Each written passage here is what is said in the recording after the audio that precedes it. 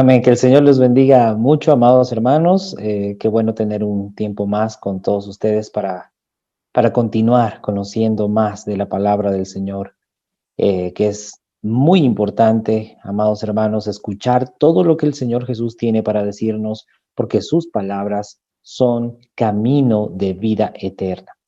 Y bien, el día de hoy tenemos preparado el capítulo 17 del Evangelio de Lucas. Este capítulo 17, por supuesto, es la continuación del capítulo 16. Es algo muy interesante lo que hemos estado viendo en el capítulo anterior, el capítulo 16. El Señor nos estaba dando bastante énfasis respecto a las riquezas, servir a Dios o servir a las riquezas, ¿verdad? Y terminaba el capítulo 16 con la historia del rico y el mendigo Lázaro. ¿Verdad? Recordemos que el rico, después de partir de este mundo, pues despertó en el Hades, en una llama de fuego. Mientras que Lázaro, el mendigo que había sufrido tanto en esta vida, despertó en el seno de Abraham, ¿verdad? Eh, pues por supuesto disfrutando, ¿no? Ya de la presencia del Señor. Pues bien, después de esa historia es que empieza el capítulo 17. Es interesante, hermanos, porque inmediatamente después nos dice que el Señor Jesús dijo a sus discípulos, imposible es que no vengan tropiezos, mas hay de aquel por quien viene. Tal parece, hermanos, que esto está relacionado con lo que habíamos leído en el capítulo anterior. Pues, hermanos, se ve muchas veces en este tiempo y desde tiempos antiguos que no siempre se predica la verdadera palabra de Cristo. Muchas veces, en vez de poner la mirada de las ovejas del Señor en el reino de los cielos, en las cosas eternas, pues se dirige la mirada de las ovejas a las cosas que perecen, a las cosas pasajeras y terrenales, como lo es, por ejemplo, las riquezas, ¿sí? El dinero o la fama o el prestigio, levantar el ego, etcétera. Entonces dice el Señor, imposible es que no vengan tropiezos, mas ay de aquel por quien viene. Es importante, hermanos, que cuando nosotros compartamos la palabra, que realmente la digamos tal como es, que no le modifiquemos nada, que no tratemos de que se vea más atractiva, sino que prediquemos la palabra del Señor tal como el Señor Jesús la dice, ¿verdad? Sin añadir ni quitar nada. Pues bien, nos dice en el versículo 2, mejor le fuera a ese hombre que se le atase al cuello una piedra de molino y se le arrojase al mar que hacer tropezar a uno de estos pequeñitos. Mejor le fuera a ese hombre que se le atase al cuello una piedra de molino y que se lance al mar a que haga tropezar a uno de esos pequeñitos. Hermanos, realmente enseñar la palabra de Dios tergiversada, poniendo la mirada de estos pequeñitos en otras cosas que no es el reino de los cielos, mejor le fuera al hombre, ese hombre que está haciendo tropezar a los pequeñitos, mejor le fuera que se le amarrase una piedra de molino y se le echase al mar. ¿Sí? Realmente. Porque es algo tremendo, es algo terrible hacer tropezar a uno de los pequeñitos del Señor que realmente creen en Él. ¿Sí? Recordemos que los fariseos tenían pues esa misión de dar la palabra de Dios, ¿sí? Sin embargo, ellos fueron malos administradores de las riquezas del reino de Dios. Y eso lo habíamos visto en los primeros versículos del anterior capítulo, ¿sí? Eh, Sin embargo, hermanos, cuando el Señor mira que no están llevando al pueblo como debe ser, entonces les quita la mayordomía. ¿sí? Les, pues, el Señor les pide cuentas porque ellos son echados de la mayordomía, que no suceda eso con aquellos que estamos predicando la palabra de Cristo, ¿verdad? Que seamos buenos administradores de las riquezas de Dios, pues anunciando su palabra como es, como tiene que ser. Y dice en el verso 3, mirad por vosotros mismos. Si tu hermano pecare contra ti, repréndele. Y si se arrepintiere, perdónale. Si 7 veces al día pecare contra ti y 7 veces al día volviere a ti diciendo, me arrepiento, perdónale. Bueno, es interesante, hermanos, que el Señor Jesús en principio nos está hablando de cuidado que tú hagas tropezar a uno de los pequeños, ¿sí? Porque puede venir una condenación tremenda. Pero también el Señor dice, vean por ustedes mismos, ¿no? Vean por ustedes mismos. Si tu hermano peca contra ti, no te quedes sin hacer nada. Ve, exhórtale. Redarguye a tu hermano para que se encamine, ¿sí? Por amor a tu hermano, ¿no? Cuando alguien peca contra nosotros, hay dos formas de ver. Una forma de ver es diciendo, no, ¿cómo va a pecar contra mí? No sabe quién soy yo. No, esa no es la forma correcta. La forma correcta es, mi hermano peca contra mí, no importa, yo no tengo nada en contra de mi hermano, sino que más bien voy a ir a restaurar a mi hermano porque lo amo a él, ¿verdad? Entonces, en el primer ejemplo, estaríamos amando nuestro ego, pero en este segundo ejemplo, estaríamos amando a nuestro hermano. Entonces, cuando nosotros vayamos a exhortar al hermano que peca contra nosotros, que no sea por mantener el ego en alto, ¿no? Sino más bien que sea para que mi hermano se encamine y podamos tener armonía haciendo la voluntad de nuestro Señor. ¿Bien? Bien, continuando con el versículo 5. Dijeron los apóstoles al Señor, aumentanos la fe. Entonces el Señor dijo, si tuvierais fe como un grano de mostaza, podríais decir a este sicómoro, desarráigate y plántate en el mar, y os obedecería. Y sí, ese sicómoro les obedecería si tuvieran fe. Pero hermanos, es importante entender a qué se refiere el Señor Jesús con la fe. Y nuestro mayor referente es el Padre Abraham, ¿verdad? El Padre de la fe. Recordemos un par de aspectos con Abraham. El Señor le dice, la vez que lo llamó y le dice, sal de tu tierra y de tu parentela a la tierra que te mostraré. Es decir, el Señor no le da el destino fijo a dónde tiene que ir. Le dice, tú simplemente sal, luego yo te voy a decir. Y recordemos que Abraham tenía una familia numerosa. Una persona que no conoce a Dios, pues diría, no, esto es irresponsabilidad porque estoy yendo afuera, directamente al desierto prácticamente. ¿Y cómo voy a dar de comer a mi familia? No, qué irresponsabilidad podría decir alguno. Pero Abraham escuchó la voz de Dios, le creyó a Dios y salió con toda su casa, con toda su familia, de su tierra y de su parentela, esperando la guía del Señor. ¿Sí? Entonces, ahí se manifestó la fe, porque escuchó la voz de Dios y obedeció. Por ahí viene la fe, hermanos. Cuando estamos hablando de fe, no es simplemente decir, yo tengo fe que ese árbol se va a echar al mar, se va a plantar en el mar. No es hablar por hablar, ¿sí? Sino es creerle a Dios, obedecerle a Dios, hacer lo que el Señor nos dice creyéndole.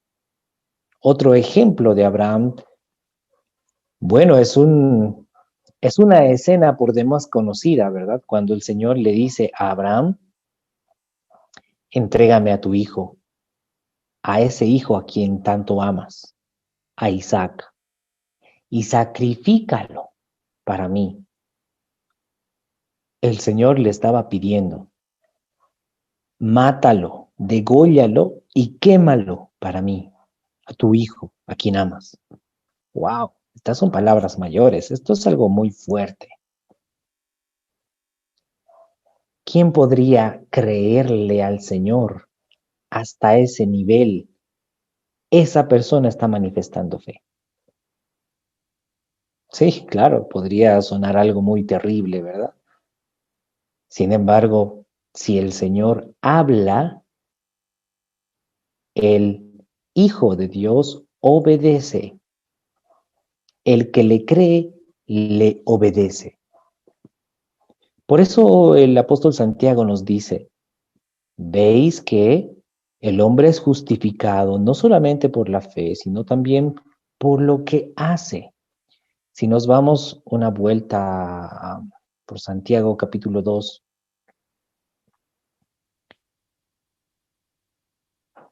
bien, en el verso 21, y es el ejemplo que estamos tocando, dice, ¿no fue justificado por las obras Abraham, nuestro padre, cuando ofreció a su hijo Isaac sobre el altar? ¿No ves que la fe actuó juntamente con sus obras y que la fe se perfeccionó por las obras? Y se cumplió la escritura que dice, Abraham creyó a Dios y le fue contado por justicia y fue llamado amigo de Dios. Vemos entonces, hermanos, que la fe es el producto de creerle a Dios y actuar en base a esa fe. Por ejemplo, cuando el Señor Jesús nos dice, el que no renuncia a su vida en este mundo no puede ser mi discípulo. Es una palabra que todos debemos obedecer. Debemos renunciar a nuestra vida en este mundo. Eso no puede hacer cualquier persona, solamente el que le cree. También dice, aquel que no renuncia a todo lo que posee no puede ser mi discípulo. Y ahí vamos de nuevo. No cualquiera puede hacer eso, solo el que le cree. Bien, y tenemos muchísimas palabras del Señor Jesús que nos manda a hacer cosas que nadie más puede hacer sino solamente el que le cree. ¿Sí? Por tanto, nosotros debemos manifestar la fe que también tuvo Abraham, si es que somos hijos de Abraham. Recuerde, hermano, lo que el hijo le ve hacer al padre, eso también hace el hijo. ¿Somos hijos de Abraham? Pues debemos proceder como Abraham. Amén. Bien, volviendo entonces a Lucas capítulo 17 y volvemos a leer de nuevo el verso 5, ahora que ya entendemos qué es realmente la fe. Dice que los apóstoles le dijeron al Señor, aumentanos la fe. Y el Señor Jesús les dijo, si tuvieran fe como un grano de mostaza, es decir, si ustedes creyeran mis palabras, creyeran todo lo que yo les digo, aunque sea así como un grano de mostaza, podríais decir a este sicómoro, desarráigate y plántate en el mar, y os obedecería. Recordemos, hermanos, que la palabra nos dice que sin fe es imposible agradar al Señor. Amén. Bien. Continuando entonces, nos dice el verso 7. ¿Quién de vosotros teniendo un siervo que ara o apacienta ganado, al volver él del campo, luego le dice, pasa, siéntate a la mesa? Y es algo interesante, hermanos, que justamente esto nos está hablando después de hablarnos de la fe, esa fe que debe ser manifestada por obras, ¿verdad? Imagínese, hermano, que alguno de nosotros, bueno, manifiesta la fe que debemos manifestar, ¿verdad? Sí, debemos manifestar esa fe, debemos tener esa fe, pero ninguno debe jactarse de que tiene fe, de que ha procedido como Abraham. Ah, sí, el Señor me ha pedido mi vida entera y yo se la he dado. ¡Wow! Pues eso viene en estos versos, a partir del verso 7. Lo volvemos a leer, dice, ¿quién de vosotros, teniendo un siervo que ara o apacienta ganado, al volver él del campo, luego le dice, pasa, siéntate a la mesa? ¿No le dice más bien, prepárame la cena, ciñete, sírveme hasta que haya yo comido y bebido, y después de esto come y bebe tú? ¿Acaso da gracias al siervo porque hizo lo que se le había mandado? Pienso que no.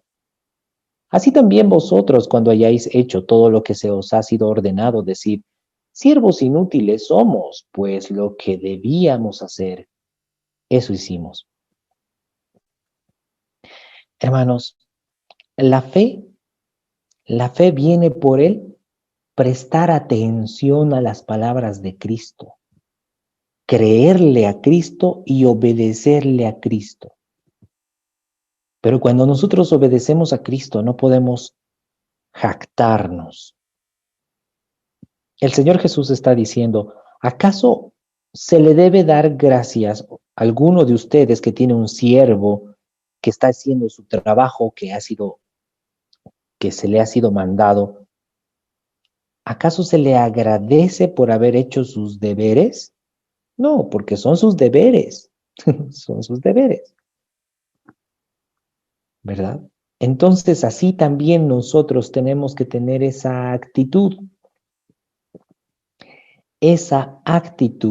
de, eh, de siervos, ¿sí? Que simplemente hacemos lo que se nos ha mandado.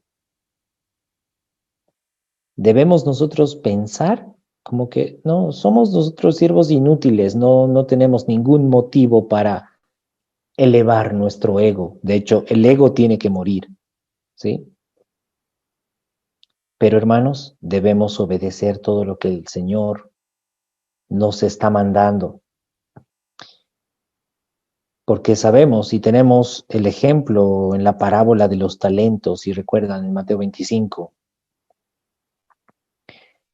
pues hay un siervo que es verdaderamente inútil, que no hace lo que se le ha mandado, ¿sí? No multiplica las riquezas del reino de Dios. ¿Y qué pasa con ese que es verdaderamente inútil y no hace ni siquiera lo que se le ha mandado? Es echado fuera a las tinieblas de afuera, al lloro y crujir de dientes. Pero hermanos, a aquel que hace lo que el Señor le está mandando, está cumpliendo con su trabajo, no para jactarse, sino para dar gracias por esa salvación. Recordemos, hermanos, que en Juan capítulo 15, verso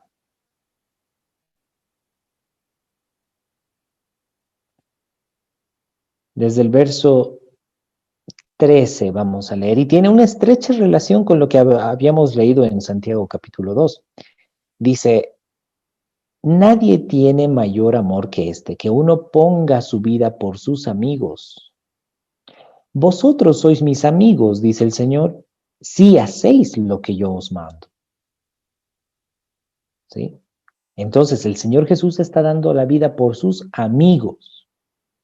Y ustedes son sus amigos si hacéis lo que Él nos manda.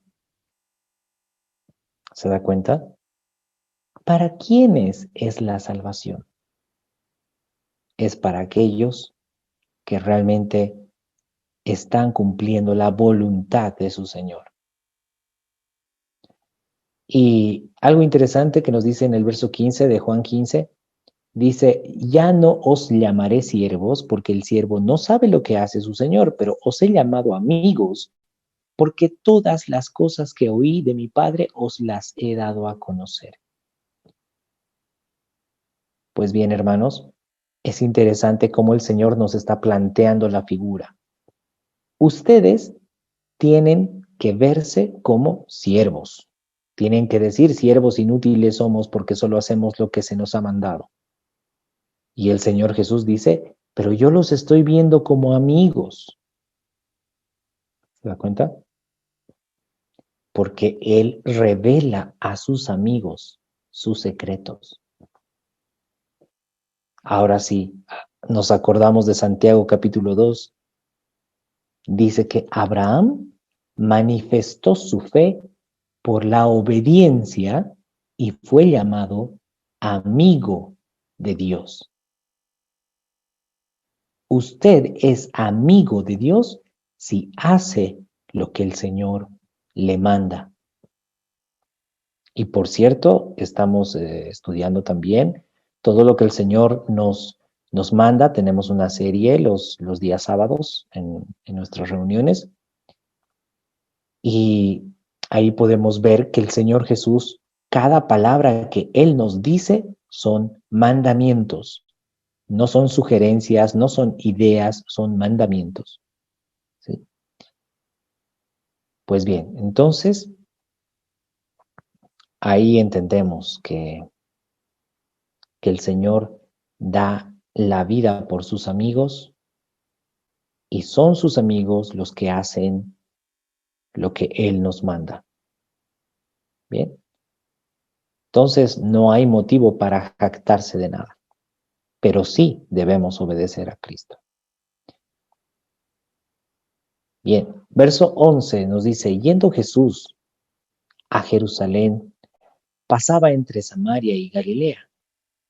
Y al entrar en una aldea le salieron al encuentro 10 hombres leprosos, los cuales se pararon de lejos y alzaron la voz diciendo, Jesús, Maestro, ten misericordia de nosotros. Eran 10 leprosos. Se pararon de lejos porque sabemos que los leprosos no podían tener cercanía, según la ley de Moisés, ¿verdad?, con las personas sanas. Entonces se pararon de lejos y gritaron, Jesús, Maestro, ten misericordia de nosotros. Cuando él los vio, les dijo, id, mostraos a los sacerdotes. Y aconteció que mientras iban, fueron limpiados. Entonces uno de ellos, viendo que había sido sanado, volvió glorificando a Dios a gran voz. A gran voz estaba glorificando a Dios por lo que había recibido de Dios. Y se postró rostro en tierra a los pies de Cristo, dándole gracias. Y ese hombre era un samaritano. Es interesante cómo los judíos no querían a los samaritanos, discriminaban a los samaritanos. Y aquí el que volvió a agradecer al Señor fue un samaritano. Respondiendo Jesús dijo, ¿no son 10 los que fueron limpiados? ¿Y los 9 dónde están? ¿No hubo quien volviese y diese gloria a Dios sino este extranjero? Y le dijo, levántate, vete, tu fe te ha salvado. Hermanos, ya habíamos visto, ¿verdad?, en los capítulos anteriores, que hay personas que tienen ciertas motivaciones para seguir a Jesús, ¿sí? Pero no todos están con la motivación correcta. Unos siguen a Jesús por comer gratis, panes y peces. Otros venían a Jesús solamente por la sanidad, no les importaba después glorificar a Dios, como lo que estamos viendo ahora. Pero hermanos, recordemos lo que el apóstol Pedro le dijo. ¿A dónde iremos si solamente tú tienes palabras de vida eterna? Hay diferentes motivaciones para seguir a Jesús, pero la motivación correcta es lo eterno. ¿Ven?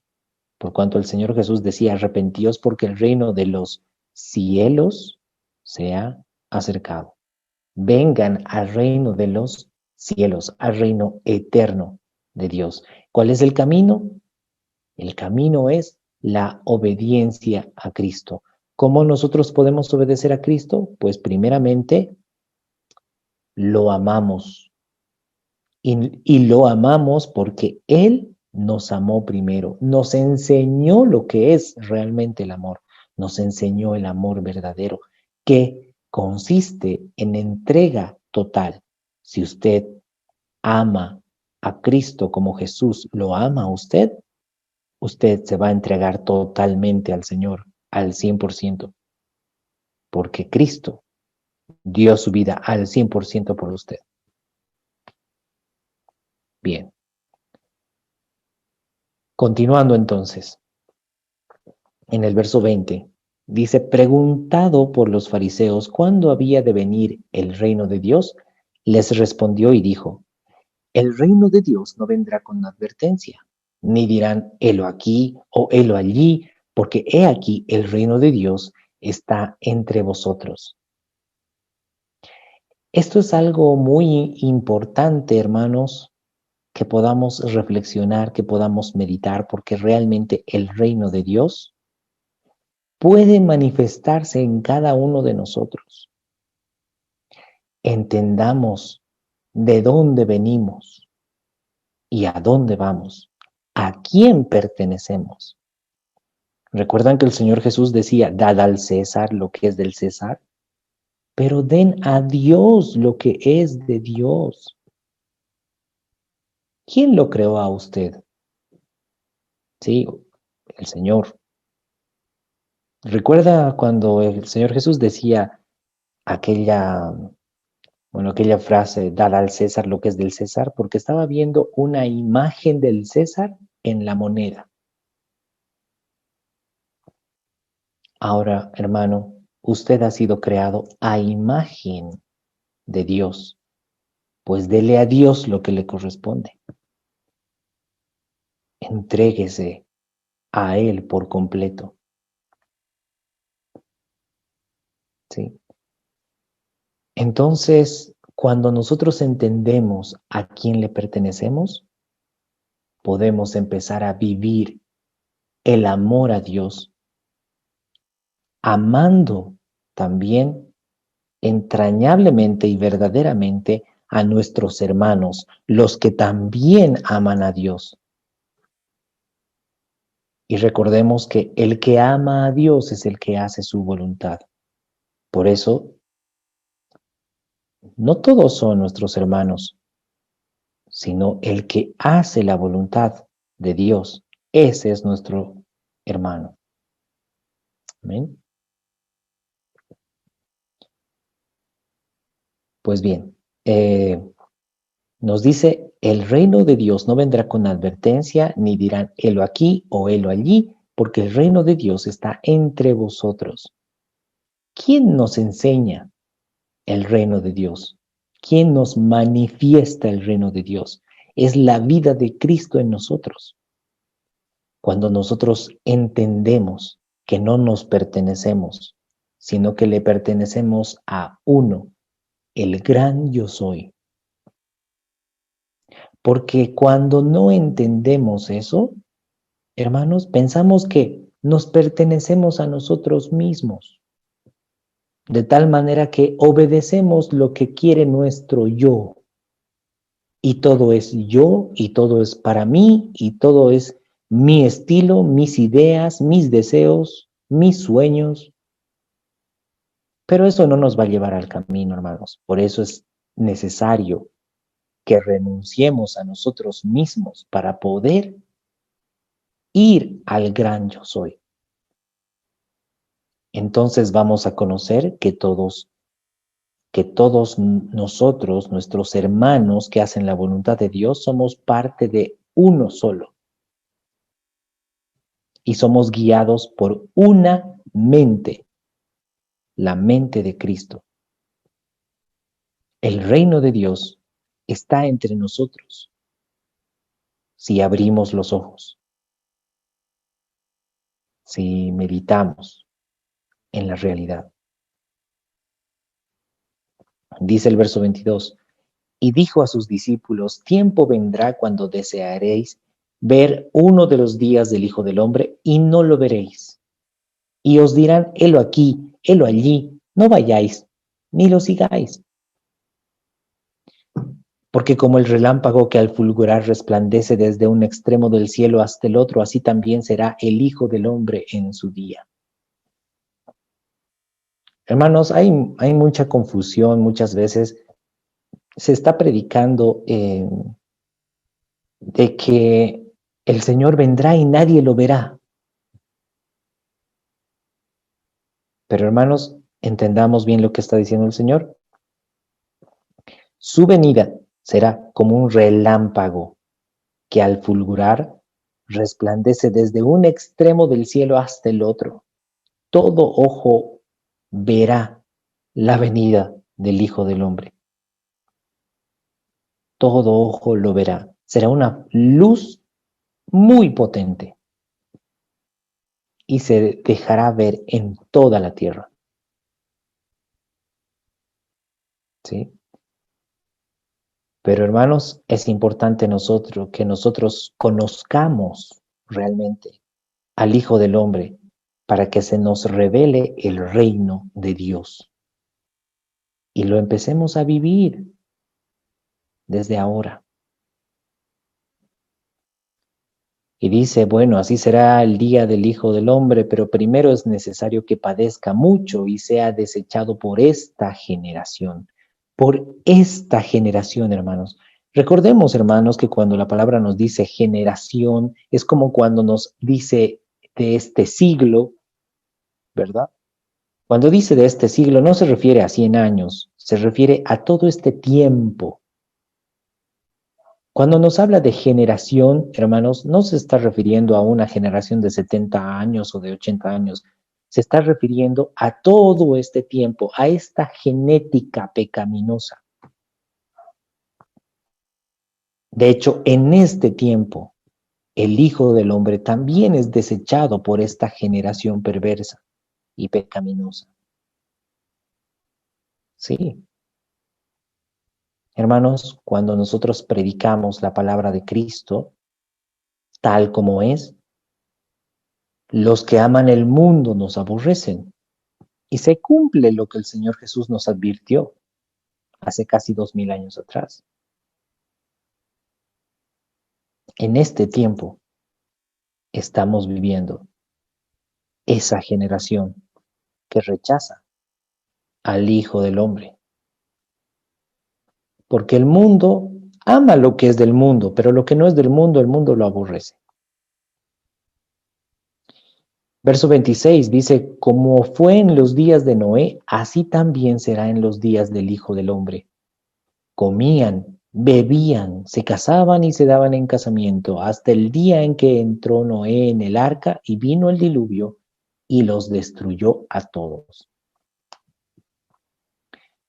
Hermanos, este tiempo, vemos que cada persona es como que está viviendo para sí mismo, buscando sus sueños y deseos en este mundo, ¿sí? Queriéndose realizar como persona, es que me tengo que casar, es que tengo que tener una familia, es que tengo que tener una casa, es que tengo que tener un auto, es que tengo que ser famoso, es que tengo que tener prestigio, y todo es como si nuestra felicidad estuviera en este mundo. Así también era en los días de Noé. La gente comía, bebía, se casaba, se daba en casamiento, ¿sí? Compraban, vendían, tenían sus negocios, sus edificaciones, sus casas, pero Noé y su familia, para entrar al arca, debieron de renunciar primero a todo lo que tenían en esta tierra, Así también si alguno hubiera hecho caso de la predicación de Noé, el pregonero de justicia, esa persona también le hubiera tocado renunciar a todas sus posesiones en esta tierra y subir al arca. Pero cuando hay esa atadura por los bienes materiales terrenales, no pueden subir al arca. Asimismo, como sucedió en los días de Lot, comían, bebían, compraban, vendían, plantaban, edificaban, mas el día en que Lot salió de Sodoma, llovió del cielo fuego y azufre y los destruyó a todos. ¿Sí? Imagínense ahí en Sodoma, todos vivían normal, ¿sí? Cada uno con sus aspiraciones en este mundo. Lo mismo sucede ahora. Cada cual haciendo su propia voluntad. Pero cuando salió Lot, entonces cayó fuego del cielo. No quedó nada, ni personas, ni posesiones, ni negocios, ni nada. Así será en el día que el Hijo del Hombre se manifieste.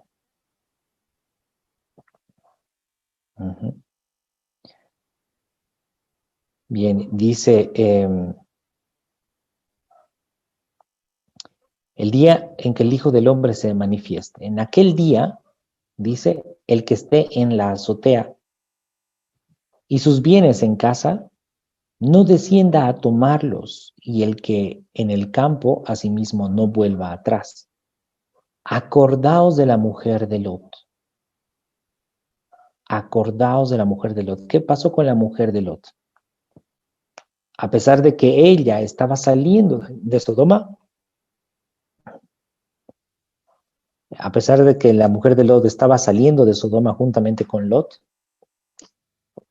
pero en su corazón no se había desligado de su vida terrenal, de su vida en Sodoma.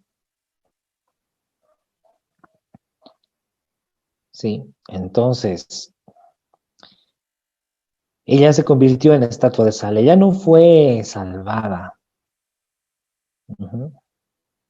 Bueno, para todos aquellos que dicen salvo siempre salvo, pues la mujer de Lot no fue salvada. Algo interesante, hermanos, que quiero verlo con ustedes, que en el verso 30 dice, así será el día en que el Hijo del Hombre se manifieste. Pero la palabra en el griego original para manifieste es apocalipto. En todo caso, diría así sería el día en que el Hijo del Hombre sea revelado.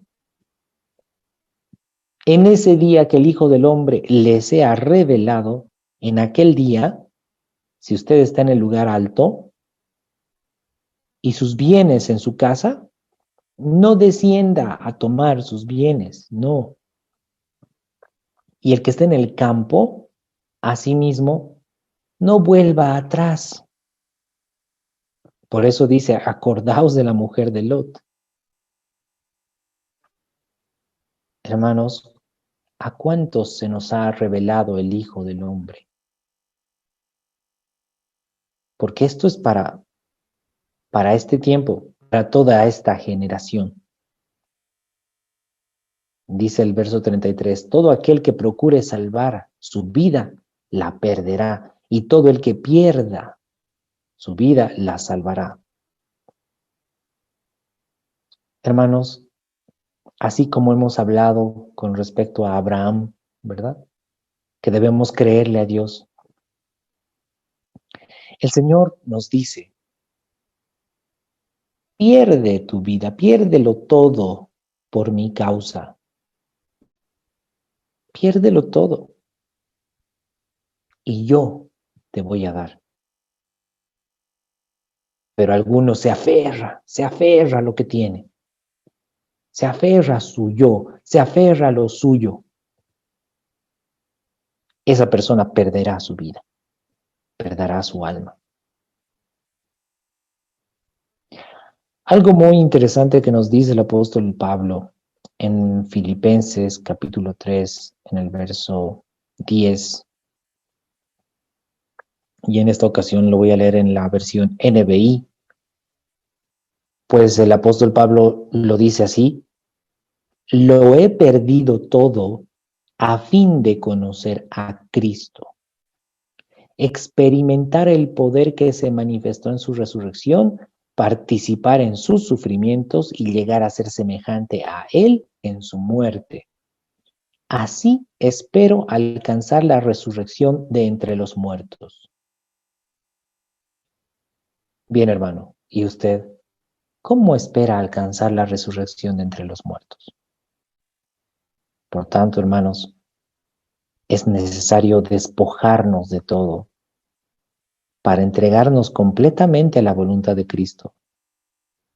Y ya no luchar por lo nuestro, ya no luchar por nuestros deseos personales, sino someternos a la voluntad de Cristo, ¿verdad? Como dice Pablo, lo he perdido todo a fin de conocer a Cristo. Y no solamente eso, sino que Él participó de sus sufrimientos para ser semejante a Cristo en su muerte. El apóstol Pablo estaba lavando sus vestiduras en la sangre del Cordero.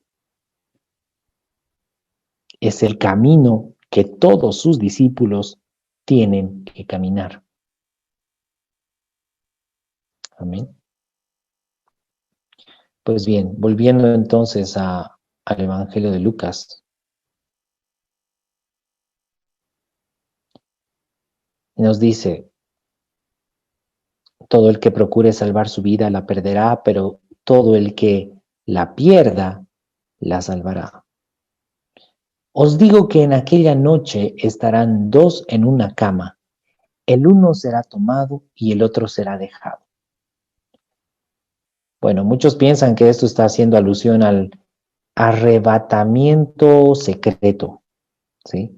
Lo que llaman la venida secreta del Señor Jesús. Sin embargo, amados hermanos,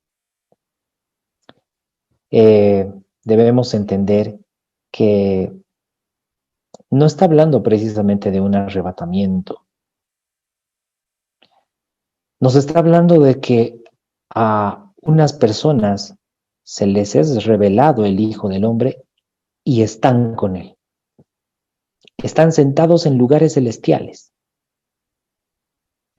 Pero al otro no le es revelado el Hijo del Hombre y sigue sentado en lugares terrenales. ¿Dónde usted tiene la mente puesta? ¿En las cosas eternas o en las cosas que perecen? Ahí está usted. Alguno podría decir: yo tengo la mente puesta en los dos lugares. Pues bien, usted es un tibio. O escoge un camino o escoge el otro. Dice el Señor: he puesto delante de ti la vida y la muerte. Escoge la vida. ¿Ven? Dice: dos mujeres estarán moliendo juntas, la una será tomada y la otra dejada. Hermanos, todo esto está sucediendo desde que el Señor Jesús ya fue llevado a los cielos. Todo esto está sucediendo. Hay quienes van a Cristo porque lo llegan a conocer. Pero hay quienes no llegan a conocer a Cristo porque no hacen la voluntad de Cristo, porque no guardan su palabra, porque no caminan los pasos de Cristo. Dice: dos estarán en el campo, el uno será tomado y el otro será dejado. Sí, de pronto ahí dos personas están evangelizando en el campo, en el arado del Señor.